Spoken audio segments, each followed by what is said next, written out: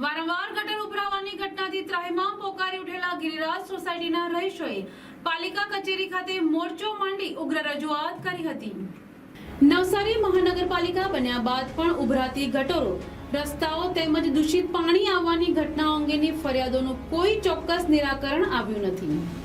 નવસારીની જનતા આ પ્રકારની ઘટનાઓથી લગભગ ટેવાઈ ગઈ છે, પરંતુ મહાનગરપાલિકા તંત્ર દ્વારા આ અંગે ચોક્કસ કોઈક સુખદ પરિણામ આવશે તેવી આશાથી નાગરિકો હાલમાં ખુશ થઈ રહ્યા છે।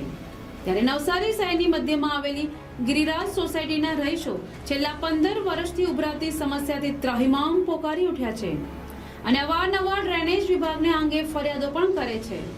આ ફરિયાદ મળ્યા બાદ ડ્રેનેજ વિભાગના કર્મચારીઓ દ્વારા આ ઉભરાતી ગટરની સાફ સફાઈ પણ કરવામાં આવે છે, પરંતુ કામગીરી પત્યા બાદ 2-3 દિવસમાં જ ફરી પાછી પરિસ્થિતિ જેમ હતી તેમ જ થઈ જતા રોષે ભરાયેલા ગિરિરાજ સોસાયટીના રહીશો મોરચો કાઢી અને મહાનગરપાલિકાની કચેરી ખાતે પહોંચ્યા હતા અને હાયના નારા સાથે પોતાનો રોષ વ્યક્ત કર્યો હતો અને ત્યારબાદ આ સમસ્યાના કાયમી નિરાકરણ માટે નવસારીના જવાબદાર અધિકારીને મળી અને આ સમસ્યાનો કાયમી ઉકેલ લાવવા માટે રજૂઆત કરી હતી।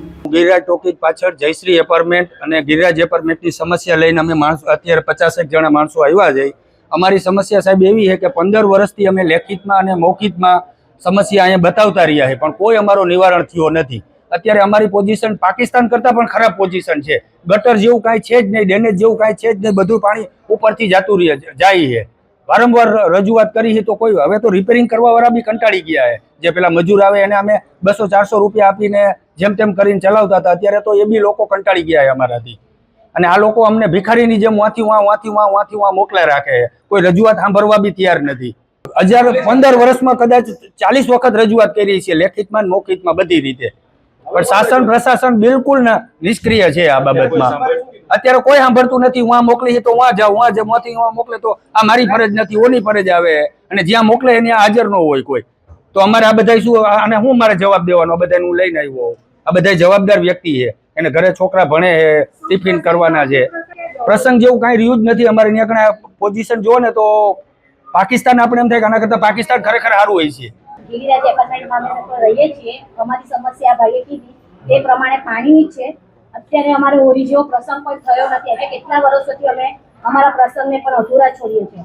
આ સારું ના કહેવાય। અગર કોઈ વ્યક્તિને કંઈક અત્યારે અશુભ પ્રસંગ થયો તો અમારે શું એમને એવામાં સુવડાવવા પડે? એટલી બધી અમારી પરિસ્થિતિ ખરાબ છે, તો પણ અમે બધાને કહીએ છીએ, પણ અમારી કોઈ રજૂઆત સાંભળતા નથી। એના માટે મહેરબાની કરીને અમે એટલું જ કહીએ છીએ કે હવે કંઈક અમારી રજૂઆત સાંભળો તો ઘણું સારું કહેવાય। Bureau report NDC news Navsari.